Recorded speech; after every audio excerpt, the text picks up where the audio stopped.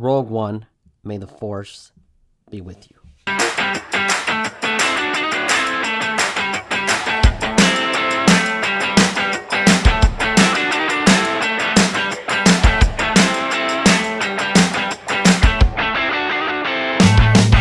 Rogue One is the best Star Wars Disney era film in my opinion. It's a realistic and gritty war film that also has one of the best third acts in the franchise.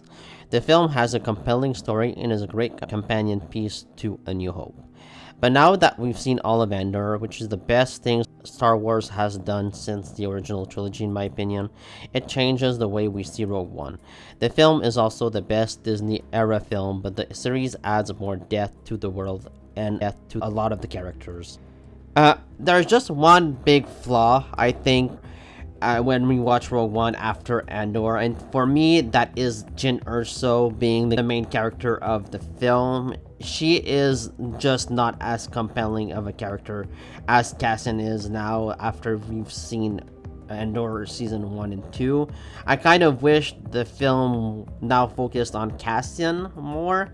It's kind of weird seeing like Cassian being sidelined by Jyn after seeing like 2 amazing seasons on this character, and I just don't think that Jyn is a really interesting character. She's just not as interesting as Cassian is now, and I don't think that Felicity Jones does a bad job as a character. I think that she's quite good in the movie and she's likable, but to me, Cassian Andor is now like a top 5 Star Wars character just because of how great Andor is. To me, that's mainly the only flaw that I can feel while watching Andor and then Rogue One.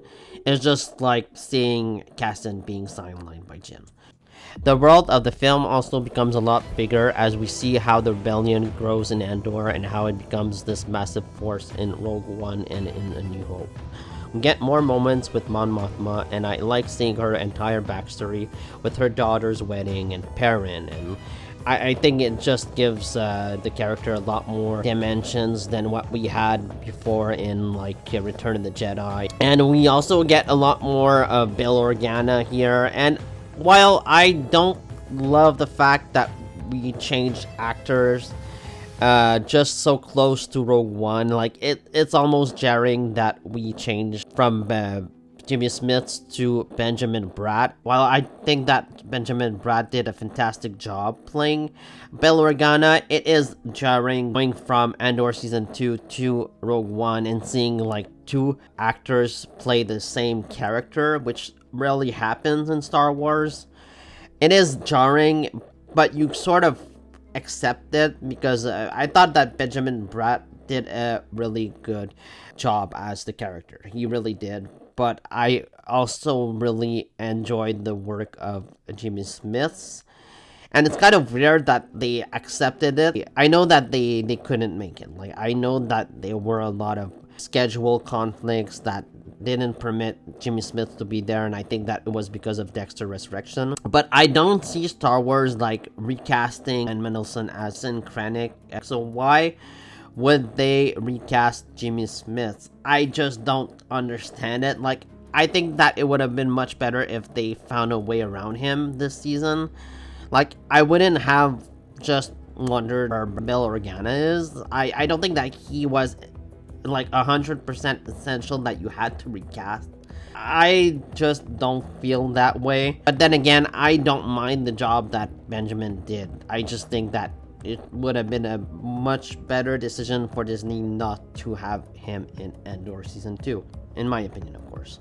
And I also love that we develop in this show the characters of Orson Krennic and Saw Gerrera. I thought that Orson Krennic was already a great character in Rogue One, and seeing Mendelsohn play him more in Andor Season 2 is just fabulous. I love this guy. He's one of my favorite Imperials now, and I thought that he was absolutely terrific and really menacing in Andor Season 2. And I like seeing more of Saw Gerrera as well. I liked Saw Gerrera in Rogue One, but I thought that he was a bit over the top and he was kind of a wasted character in the film, to be quite honest.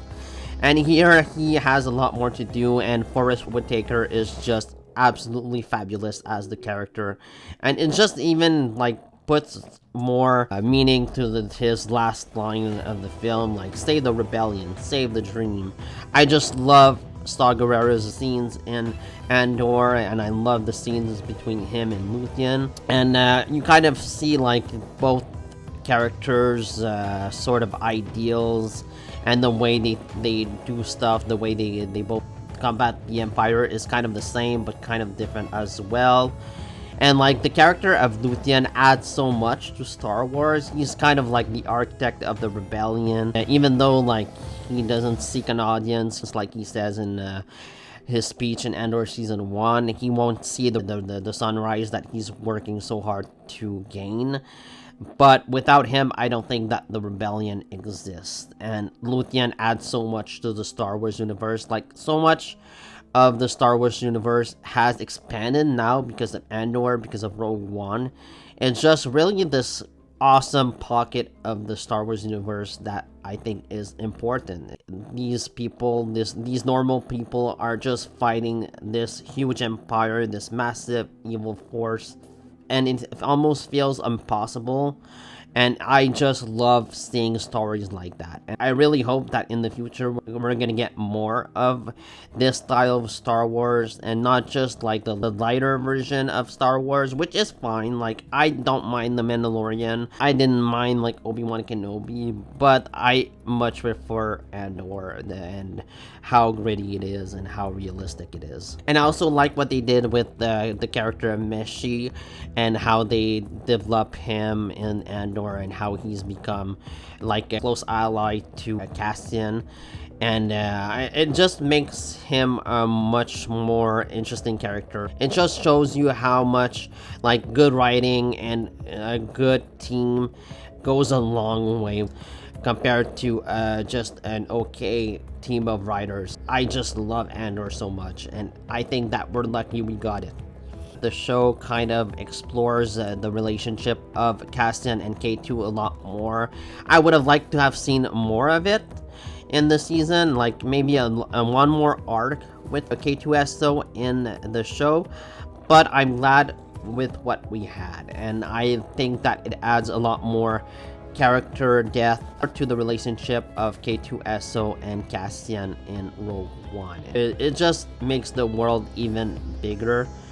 And we also learned that Cassian has a child with Bix, and Bix is one of the most important parts of Cassian's life. Like, all of Cassian's experiences led him to the choice that he made in the finale of Rogue One, where he sacrifices himself for a greater cause. Like, all of his experiences, it has led Cassian to this. From the raid on Aldhani, his imprisonment on Narkina 5, Marvel's funeral and Ferrix's revolt, his time on Gorman, rescue of Mon Mothma, and his faithful meeting with K2SO and Clea's rescue. All of these moments has led Cassian to his noble sacrifice at the end of Rogue One. It's all of our experiences that shape us, and it's not who we are underneath, but what we do that defines us, to quote Batman. And I just love the character work that Disney has done with Cassian, and I think that the series improves Rogue One really well, and I already love Rogue One. I can hear better thanks to the Andor series, and bravo to Tony Gilroy. He did a fantastic job, like rewriting Rogue One, like saving the film, and writing Andor as well. So let me know what you thought about Rogue One after watching Andor. Did the movie work for you even better now after watching the series? Did you like it before you watched Andor? And let me know what you thought about that in the comments below. Please like, comment, subscribe, and see you next time.